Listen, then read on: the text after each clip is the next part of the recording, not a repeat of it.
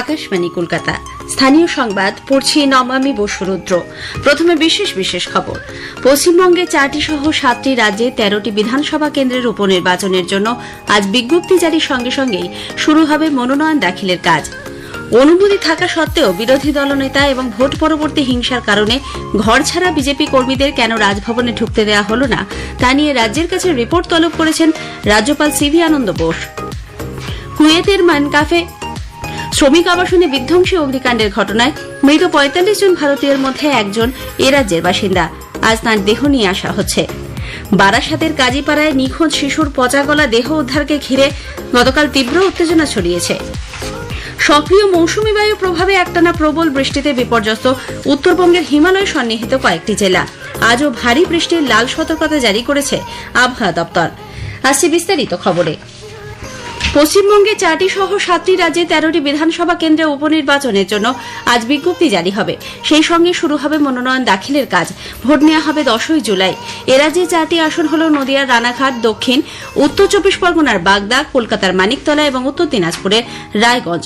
21শে June পর্যন্ত মনোনয়ন জমা দেওয়া যাবে, সেগুলি পরীক্ষা করা হবে 24 তারিখ।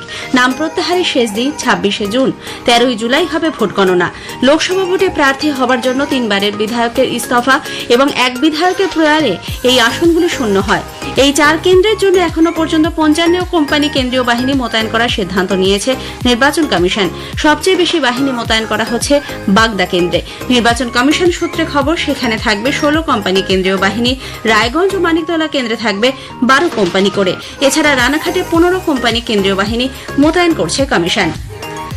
7 দফায় দীর্ঘ সময় ধরে লোকসভা নির্বাচন চলায় শিল্প সংস্থাগুলির জন্য রাজ্য সরকারের স্থগিত থাকা বিভিন্ন ইনসেন্টিভ প্রকল্প আবার পুরোদমে চালু করতে মুখ্যমন্ত্রী মমতা ব্যানার্জি নির্দেশ দিয়েছেন। নবান্নে গতকাল রাজ্য শিল্প উন্নয়ন নিগম সহ বিভিন্ন দপ্তর, বণিক সভা ও শিল্প সমাজের প্রতিনিধিদের সঙ্গে বৈঠকে তিনি এই নির্দেশ দেন বলে প্রশাসনিক সূত্রে খবর। বিশ্ববঙ্গ বাণিজ্য সম্মেলনের প্রস্তুতি নিয়েও বৈঠকে আলোচনা হয়। নির্বাচনের কারণে সম্মেলনের প্রস্তুতি ব্যাহত হয়েছে, তাই চলতি বছরে আর বাণিজ্য সম্মেলনের আয়োজন না করার পরিকল্পনা নেওয়া হয়েছে বলে জানা গেছে। বদলে সেপ্টেম্বর মাসে দেশের বিভিন্ন রাজ্যের পাশাপাশি ভিন দেশের রাজ্যের বিনিয়োগ সম্ভাবনা তুলে ধরে প্রচার চালানো হবে। অনুমতি থাকা সত্ত্বেও বিরোধী দলনেতা এবং ভোট পরবর্তী হিংসার কারণে ঘরছাড়া বিজেপি কর্মীদের কেন রাজভবনে ঢুকতে দেওয়া হল না তা নিয়ে রাজ্যের মুখ্য সচিব এবং স্বরাষ্ট্র সচিবের কাছে রিপোর্ট তলব করেছেন রাজ্যপাল সিভি আনন্দ বোস। এই ঘটনায় রাজভবনের তরফে 10 পাতার বিবৃতি দেওয়া হয়েছে। তাতে গতকালের ঘটনার তীব্র নিন্দা করে 48 ঘণ্টার মধ্যে ওই রিপোর্ট জমা দিতে বলা হয়েছে। বিবৃতিতে স্পষ্ট জানানো হয়েছে, পুলিশের এই ধরনের আচরণ সংবিধান এবং আইনের পরিপন্থী। রাজ্যের বিভিন্ন প্রান্তে হিংসার কবলে পড়া সাধারণ মানুষ রাজ্যপালের সঙ্গে দেখা করতে চেয়েছিলেন। তাদের আবেদনে সাড়া দিয়ে দেখা করার অনুমতি দেন রাজ্যপাল। তাদের মধ্যে মহিলা এবং শিশুও ছিল, কিন্তু তারপরেও রাজভবনের বাইরে তাদের আটকে দিয়ে নির্লজ্জভাবে সাধারণ মানুষের অধিকার লঙ্ঘন করেছে পুলিশ বলে বিবৃতিতে উল্লেখ করা হয়েছে। তাদের এই আচরণ রাজ্যপালের সাংবিধানিক ক্ষমতাকে লঙ্ঘন করেছে। রাজ্যপালের সঙ্গে দেখা করার অনুমতি প্রাপ্তদের যাতে রাজভবনে ঢুকতে দেওয়ার ব্যবস্থা করা হয় তা নিশ্চিত করতে রাজ্য সরকারকে নির্দেশ দেওয়া হয়েছে রাজভবনের পক্ষ থেকে। আগেই জানানো হয়েছে, বিরোধী দলনেতা শুভেন্দু অধিকারীর গতকাল ভোট পরবর্তী হিংসায় আক্রান্তদের নিয়ে রাজ্যপালের কাছে ডেপুটেশন দিতে যাওয়ার কর্মসূচি থাকলেও পুলিশ রাজভবনের মূল প্রবেশপথের বাইরে তাকে আটকে দেয়। পরে সাংবাদিকদের কাছে শ্রী অধিকারী অভিযোগ করেন, কেন্দ্রীয় বাহিনী থাকা সত্ত্বেও ভোট পরবর্তী হিংসায় বিজেপি কর্মীরা আক্রান্ত হচ্ছেন। আক্রান্তদের নিয়ে রাজ্যপালের কাছে ডেপুটেশন দিতে যাওয়ার জন্য তিনি অনুমোদন চেয়েছিলেন। রাজভবন থেকে বিরোধী দলনেতা সহ 200 জন আক্রান্তকে প্রবেশের অনুমতি দেওয়া হলেও কলকাতা পুলিশ বাইরেই তাদের আটকে দেয়। প্রায় 1 ঘণ্টা তাদের আটকে রাখা হয় বলে অভিযোগ। শুভেন্দু বলেন, এই প্রথম এভাবে বিরোধী দলনেতাকে রাজভবনে প্রবেশ করতে বাধা দেওয়া হয়েছে। যুদ্ধকালীন পরিস্থিতিতেও এভাবে আটকানো হয়নি। পূর্ব মেদিনীপুরের খেজুরিতে দলীয় কর্মীদের ওপর বিজেপির আক্রমণের অভিযোগের প্রেক্ষিতে তৃণমূল কংগ্রেস সেখানে প্রতিনিধি দল পাঠানোর সিদ্ধান্ত নিয়েছে। দলের নেতা কুণাল ঘোষের নেতৃত্বে মন্ত্রিসভার 2 সদস্য বীরবাহা হাঁসদা এবং শিউলি সাহা আজ সেখানে যাবেন বলে দলীয় সূত্রে জানা গেছে। এরপর আক্রান্তদের সঙ্গে কথা বলে অত্যাচারের বিষয়টি নিয়ে তারা সেখানে একটি জনসভা করবেন বলে খবর। রাজ্যের গ্রামাঞ্চলের মানুষকে উন্নত পরিষেবা পৌঁছে দিতে দ্বিতীয় পর্যায়ে স্মার্ট পঞ্চায়েত আওতায় কৃত্রিম বুদ্ধিমত্তা নিয়ন্ত্রিত নানা প্রকল্প হাতে নেওয়া হয়েছে। এরই অঙ্গ হিসেবে রাজ্যের পঞ্চায়েত দপ্তর একটি হোয়াটসঅ্যাপ চ্যাটবট চালু করেছে। এই চ্যাটবট থেকে পঞ্চায়েত এলাকার বাসিন্দারা নানা সরকারি পরিষেবা ঘরে বসেই পাবেন। পঞ্চায়েত দপ্তরের কর্মীদের জন্য একাধিক সুবিধা মিলবে বলে দপ্তরের তরফে জানানো হয়েছে। ওই হোয়াটসঅ্যাপ চ্যাটবটের নাম্বার 6291265854। এদিকে স্মার্ট পঞ্চায়েতে নানা দিক নিয়ে আলোচনা করতে ধনধান্য অডিটোরিয়ামে আয়োজন করা হয়েছে এক সম্মেলনের। গোর্খা লীগ সভাপতি মদন তামাং খুনের মামলায় গোর্খা জনমুক্তি মোর্চার নেতা বিমল গুরুংকে অন্তর্ভুক্ত করার নির্দেশ দিয়েছে কলকাতা হাইকোর্ট। এই খুনের সিবিআই তদন্তের মামলায় গুরুংকে যুক্ত করার জন্য নির্দেশ দেন বিচারপতি শুভেন্দু সামন্ত। গুরুংয়ের বিরুদ্ধে চার্জ গঠনের আইনি প্রক্রিয়া শুরু করতে হবে।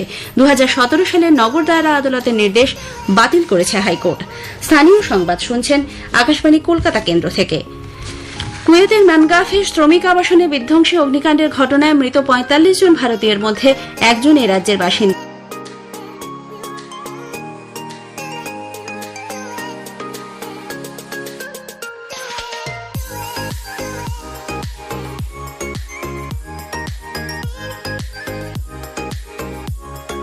দারিকেশ পট্টনায়ক নামে ও ইঞ্জিনিয়ারের বাড়ি পশ্চিম মেদিনীপুরের দাঁতন থানার খণ্ডরুই গ্রামে। গত কয়েক বছর ধরে তারা শরৎপল্লীতে বসবাস করতেন। দারিকেশ বহুদিন কুয়েতে কর্মরত ছিলেন, ওই আবাসনেই থাকতেন তিনি। আজ দিল্লির পালাম বিমানবন্দরে তার দেহ পৌঁছলে সেখান থেকে রাজ্য সরকারের সহায়তায় পরিবারের হাতে তা তুলে দেওয়া হবে। পঞ্চম শ্রেণীর এক শিশুর পচা গলা দেহ উদ্ধারের ঘটনায় উত্তর 24 পরগনার বারাসাতের কাজীপাড়ায় গতকাল তীব্র উত্তেজনা ছড়ায়। আমাদের জেলা সংবাদদাতা জানিয়েছেন, ফরদিন নাবি নামে 11 বছরের ছেলেটি গত রবিবার বিকেলে দোকানে যায়। রাত পর্যন্ত বাড়ি না ফেরায় শুরু হয় খোঁজাখুঁজি। পরিবারের লোকজন বারাসাত থানা ও রেল পুলিশে নিখোঁজ ডায়েরি করেন। স্নিফার ডগ এনে তল্লাশি চালানো হলেও তার সন্ধান মেলেনি। গতকাল বিকেলে ফরদিনের পাশের বাড়ির শৌচালয় থেকে তার পচা গলা দেহ ঝুলন্ত অবস্থায় মেলে। এরপরই ক্ষোভে ফেটে পড়েন বাসিন্দারা। গোটা ঘটনায় পুলিশি নিষ্ক্রিয়তার অভিযোগ তুলে মানুষ সরব হন। ঢুকতে বাধা দেওয়া হয় পুলিশকে, ছোঁড়া হয় ইটপাটকেল, চলে তীব্র বচসা। প্রতিবাদে বেশ কিছুক্ষণের জন্য বাসন্তী হাইওয়ে অবরোধ করে রাখা হয়। স্থানীয় বাসিন্দাদের দাবি, শিশুটির চোখ ও কিডনি মেলেনি। যে বাড়ি থেকে ফরদিনের দেহ উদ্ধার হয়েছে তারা কিডনি পাচার চক্রের সঙ্গে জড়িত বলে অভিযোগ। র্যাফ নামিয়ে এবং লাঠিচার্জ করে পুলিশ পরিস্থিতি নিয়ন্ত্রণে আনে, তবে শেষ খবর পাওয়া পর্যন্ত কেউ গ্রেপ্তার হয়নি। দক্ষিণেশ্বরে মে দিবস পল্লী এলাকায় একটি বাড়ি থেকে এক ফল ব্যবসায়ী দেহ উদ্ধারকে ঘিরে চাঞ্চল্য ছড়িয়েছে। অপূর্ব ঘোষ নামে বছর 26-এর ওই যুবক রোজই বাবা মায়ের সঙ্গে ফলের দোকানে বসতেন। বুধবার তিনি আগেই বাড়ি চলে যান। গভীর রাতে মা বাবা ফিরলে ছেলেকে রক্তাক্ত অবস্থায় পড়ে থাকতে দেখেন। সিসিটিভি ফুটেজে দুই বন্ধুকে বাড়িতে আসতে দেখা যায়, তবে তারাই অপূর্বকে হত্যা করেছে কিনা তা স্পষ্ট নয়। পুলিশ তদন্ত শুরু করেছে। নমুনা সংগ্রহ করেছেন পুলিশের বিশেষজ্ঞ দল। এক কিশোরের মৃত্যুকে কেন্দ্র করে পশ্চিম বর্ধমানের দুর্গাপুর মহকুমা হাসপাতালে গত সন্ধ্যায় ধুন্ধুমার বাঁধে। জানা গেছে, বছর 15 নিশা কুণ্ডু বুকে ও পেটে ব্যথা নিয়ে সকালে হাসপাতালে ভর্তি হয়। বিকেলে চিকিৎসকরা তার মৃত্যুর খবর জানালে আত্মীয় পরিজনদের মধ্যে উত্তেজনা ছড়ায়। চিকিৎসায় গাফিলতির অভিযোগ তুলে চলে তুমুল বিক্ষোভ, ভাঙচুর। দোষীদের শাস্তির দাবি জানান তারা। পরিস্থিতি সামাল দিতে নামানো হয় কমব্যাট ফোর্স। হাসপাতালের সুপার ধীমান মণ্ডল জানিয়েছেন, মৃত্যুর কারণ খতিয়ে দেখতে চিকিৎসক দল গঠন করা হচ্ছে। সক্রিয় মৌসুমী বায়ুর প্রভাবে একটানা প্রবল বৃষ্টিতে বিপর্যস্ত উত্তরবঙ্গে হিমালয় সন্নিহিত কয়েকটি জেলা। সিকিম পাহাড়ে ভারী বৃষ্টির জেরে তিস্তার জল ফুলে ফেপে উঠেছে। তিস্তা ও গজলডোবা ব্যারেজ থেকে ছাড়া হচ্ছে জল, ফলে তিস্তা ছাড়াও জলঢাকা, শঙ্কোষ এবং তোষাতে জল বেড়েছে। এজন্য নদী সংলগ্ন এলাকার বাসিন্দাদের উঁচু জায়গায় সরে যেতে বলা হয়েছে। জলপাইগুড়ি জেলার 4টি ব্লককে সতর্ক করেছে প্রশাসন। ইতিমধ্যে গ্রামে গ্রামে চলছে মাইকিং। মূলত বারপাটিয়া, পাতকাটা, জলপাইগুড়ি সদর, বার্নিশ এবং নন্দনপুর গোয়ালমারি গ্রাম পঞ্চায়েত বিপর্যস্ত। পাহাড়ি নদীতে জল বাড়ায় সমতলের নদীগুলিতেও জলস্তর বেড়েছে। ডুয়ার্সের নাগরাকাটা ব্লকের সুখানি নদীর জল মনমোহনধুরা যাওয়ার পথে সেতুর ওপর দিয়ে বইছে, ফলে বিচ্ছিন্ন হয়ে গেছে ওই গ্রাম। অন্যদিকে উত্তর সিকিমের লাচুং ও লাচেনও বিপর্যস্ত। ইতিমধ্যে 6 জনের মৃত্যুর খবর পাওয়া গেছে। পর্যটন স্থল হিসেবে বিখ্যাত লাচুং ও লাচেনে আটকে পড়েছেন 1000 খানিকের বেশি পর্যটক। বিপর্যস্ত 10 নম্বর জাতীয় সড়ক। প্রশাসনের পক্ষ থেকে শিলিগুড়ি পৌঁছানোর জন্য বিকল্প পথের সন্ধান দেওয়া হয়েছে। এদিকে আজও আলিপুরদুয়ার, জলপাইগুড়ি এবং কালিম্পংয়ে ভারী বৃষ্টির লাল সতর্কতা জারি করা হয়েছে, ভারী বৃষ্টি চলবে আগামী সোমবার পর্যন্ত। অন্যদিকে দক্ষিণবঙ্গে এখনই বর্ষা প্রবেশের কোনো পূর্বাভাস নেই। আজও পশ্চিমের জেলাগুলিতে তাপপ্রবাহজনিত পরিস্থিতি বজায় থাকবে। অন্যান্য জেলায় ঘর্মাক্ত এবং অস্বস্তিকর আবহাওয়ায় নাকাল হবেন মানুষ। বিক্ষিপ্তভাবে ঝড় বৃষ্টি হলেও তাতে গরম কমার সম্ভাবনা নেই। বাংলাদেশে পবিত্র ঈদ আল আজহা পালন উপলক্ষে সেদেশের রেল কর্তৃপক্ষের অনুরোধে কলকাতা ঢাকা ক্যান্টনমেন্ট, কলকাতা মৈত্রী এক্সপ্রেস এবং কলকাতা খুলনা কলকাতা বন্ধন এক্সপ্রেস আজ থেকে সাময়িকভাবে বাতিল করা হয়েছে। পূর্ব রেলের মুখ্য জনসংযোগ আধিকারিক কৌশিক মিত্র জানিয়েছেন, 22শে জুন পর্যন্ত বাতিল থাকছে মৈত্রী এক্সপ্রেসের যাত্রা। বন্ধন এক্সপ্রেসের যাত্রা বাতিল থাকবে 16 এবং 20শে জুন। শেষ করার আগে স্থানীয় সংবাদের বিশেষ কিছু অংশ আরও একবার। পশ্চিমবঙ্গে 4টি সহ 7টি রাজ্যে 13টি বিধানসভা কেন্দ্রের উপনির্বাচনের জন্য আজ বিজ্ঞপ্তি জারির সঙ্গে সঙ্গে শুরু হবে মনোনয়ন দাখিলের কাজ। অনুমতি থাকা সত্ত্বেও বিরোধী দলনেতা এবং ভোট পরবর্তী হিংসার কারণে ঘরছাড়া বিজেপি কর্মীদের রাজভবনে ঢুকতে না দেওয়ার ঘটনায় রিপোর্ট তলব করেছেন রাজ্যপাল।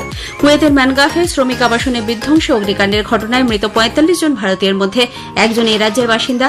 আজ তার দেহ নিয়ে আসা হচ্ছে। স্থানীয় সংবাদ শেষ হল।